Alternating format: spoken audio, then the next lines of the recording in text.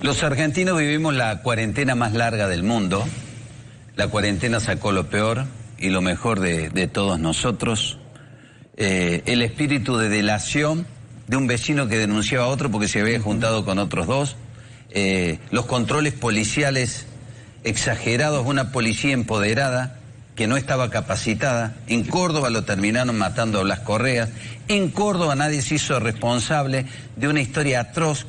Recuerdo, y no me voy a olvidar nunca, cuando entrevistabas a Solange Mush pidiendo por sus derechos. Bueno, cuántas cosas. Un caso emblemático de lo que ocurrió como consecuencia de las medidas que no se supieron tomar, las medidas que obviamente el gobierno no supo tomar, hizo que muchísimas familias no pudieran, por ejemplo, acompañar ni darle el último adiós a su ser querido.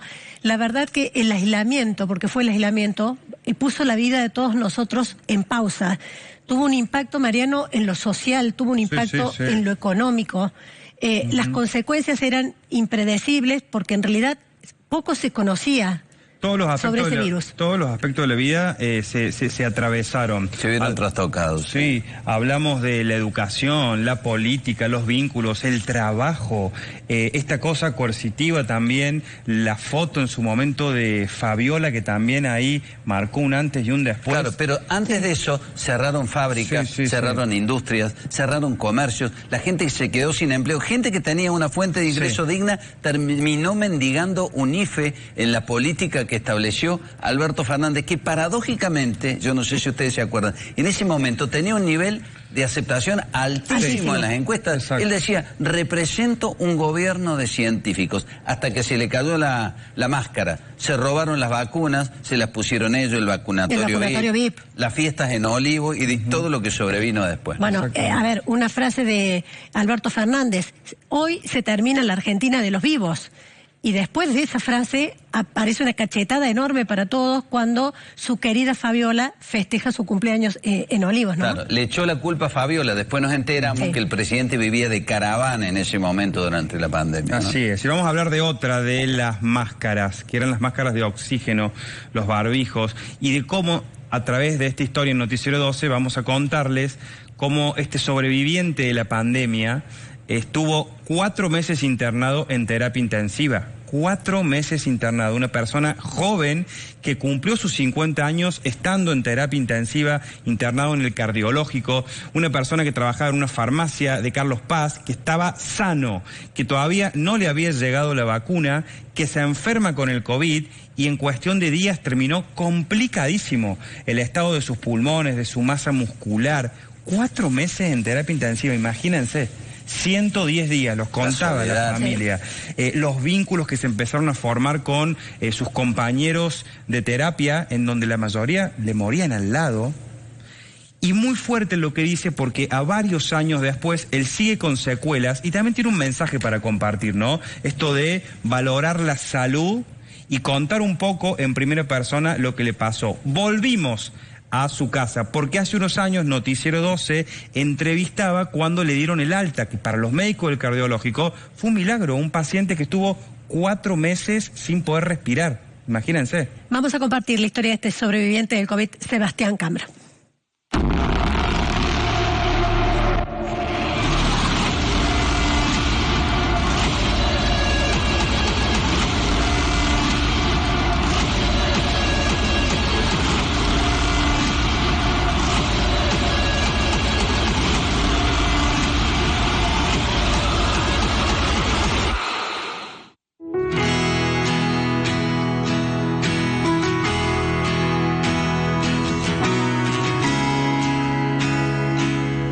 Los aprendizajes son muchos, ¿no?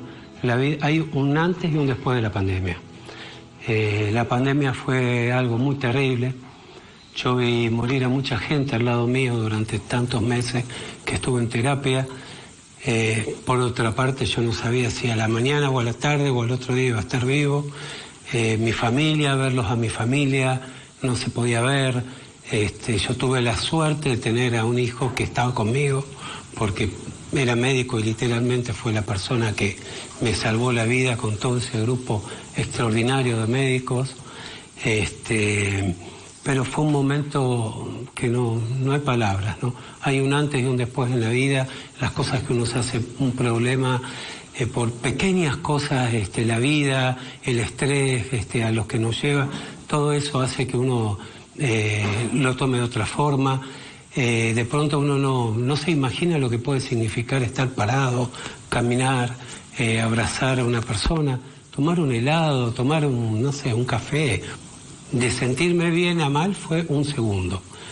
Y ahí empezó absolutamente todo, no podía respirar, ya estaba en terapia intensiva. El 99% de las personas que se entubaban fallecían. Yo lo venía viendo y bueno, y una decisión familiar fue no entubarme.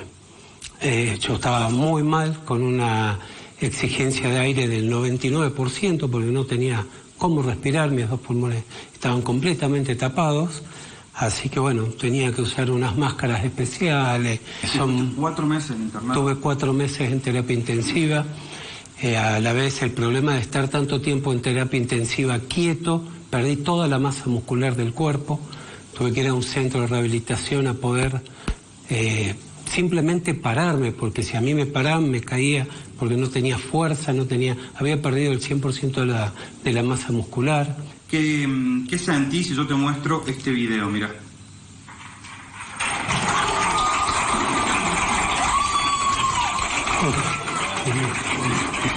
Primero que ver ese video es muy fuerte para mí, porque primero tengo un agradecimiento con todas esas personas que están ahí, que toda la vida voy a estar agradecido, tanto a ellos como a mi familia, a mi esposa, a mis hijos, lo que han hecho por mí no tiene palabras, ¿no? Y después, bueno, un momento muy, muy difícil, actualmente todavía en la noche pienso, todavía no me saco esos momentos porque es muy, muy difícil, ¿no?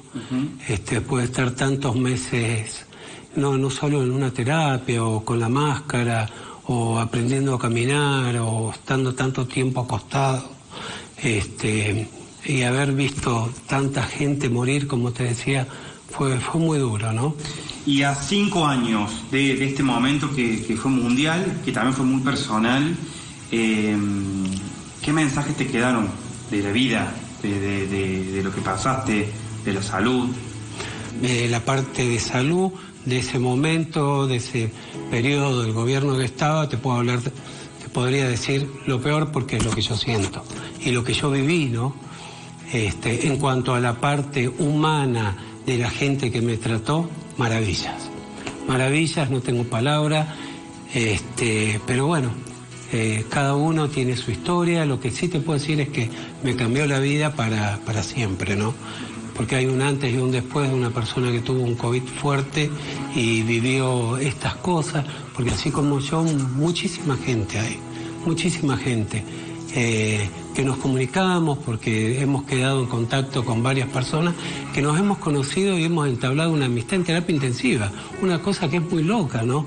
Que uno apenas podía hablar, pero ya conoció a la familia, porque después de tantos meses, después de tanto tiempo, uno empieza a conocer a las otras personas, ¿no? He quedado con un grado de fibrosis pulmonar, me tuvieron que jubilar porque yo ya no puedo agachar, cosas simples que uno puede hacer como atarse un cordón, a mí me cuesta mucho porque me quedo sin aire, pero bueno, agradecido de tener unos años más de vida y meterle para adelante, decirle a la gente que no se haga problema, que trate de vivir la vida, disfrutar el hoy, disfrutar la familia.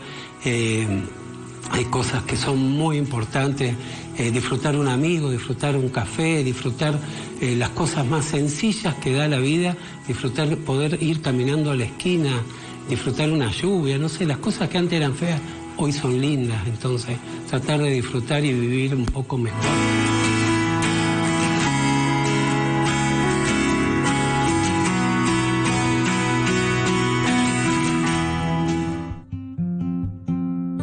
Un mensaje esperanzador, y la verdad que a uno le cuesta ponerse en situación. 110 días en una terapia, ¿no?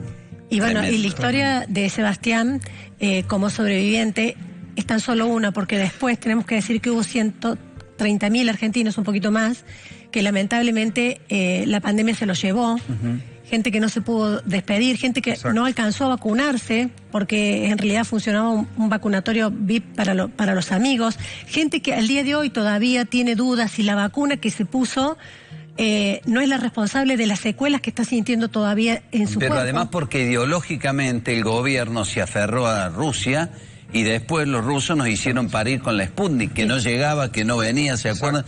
Todo lo que significó eso. Dijiste unas 130.000 personas en el país y más de 7.000 muertos aquí en Córdoba. Aquí en Córdoba. Y gente que todavía espera justicia. Por ejemplo, el papá de Solange en la causa. Por eso digo, son muchísimas las derivaciones a 5 años y creo que no nos vamos a poner de acuerdo en qué nos dejó la pandemia a nivel humano. ¿Se acuerdan cuando decía, después de esta pandemia todos vamos a salir mejores? Bueno, yo tengo la sensación de que eso no fue generalizado. No fue generalizado. Sí. No fue generalizado. Depende de cada persona y cada historia. Por eso también destacamos este testimonio, ¿no? Alguien que le pasó, que la sigue viviendo en primera persona y que eso de rescatar la salud, que parece una frase hecha, cuando conoces este tipo de historias y estas experiencias, bueno, está bueno también, ¿no? Esto de poder valorar lo que tenemos más allá de todas estas aristas y contradicciones, ¿no? Sí, la pandemia creo que entre otras cosas nos enseñó eso, que es hoy, ¿no? No privarse de dar un abrazo, no privarse de decir te quiero, no privarse de ir a compartir ese cafecito.